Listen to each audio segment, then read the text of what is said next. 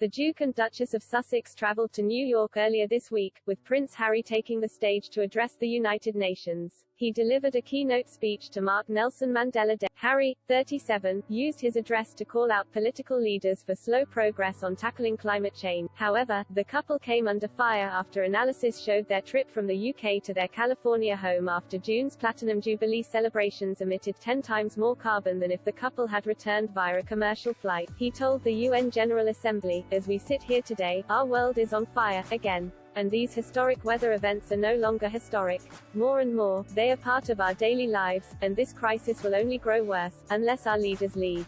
But even with the rhetoric promoting awareness of environmental destruction, the Duke and Duchess are not seen to be working on solutions to the causes they champion, a royal expert has told Express.co.uk. Professor Pauline McLaren of Royal Holloway, University of London, raised the possibility that Meghan and Harry appear hypocritical to those they appeal to, despite Harry's moving speech. The Duke and Duchess of Sussex have a visual opulence that clashes with their message, she added. The co-author of Royal Fever said, "Harry's speech was certainly moving, but the problem I see with both Meghan and Harry is that they are not seen to be working for solutions to the issues they foreground, i.e., poverty and environmental Indeed, many think they are hypocritical to be traveling frequently in private jets and sporting high-end fashion brands such as Mulberry, Manolo Blahnik, Givenchy and Cartier. The visual opulence of this couple seems to clash somewhat with their messages. For example, it would have been appropriate for Meghan to foreground sustainable fashion brands in her choice of clothing for the UN.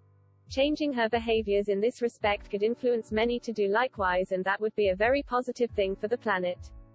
The Duke and Duchess criticized unsustainable fashion practices back in 2018, during a royal trip to Melbourne, Australia. Prince Harry told volunteers cleaning plastics from a beach near the city, "Microplastics are a real problem, especially the microplastics from fast fashion. Did you know that's one of the biggest culprits?"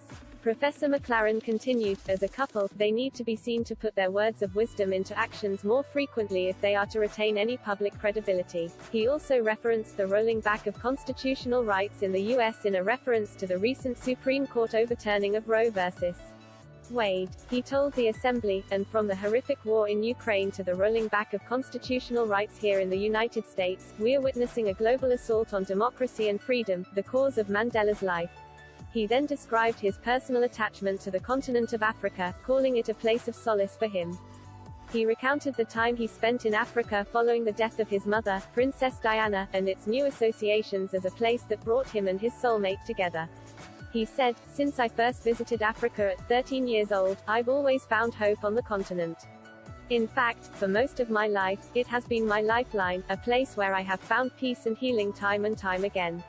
It's where I've felt closest to my mother and sought solace after she died, and where I knew I had found a soulmate in my wife."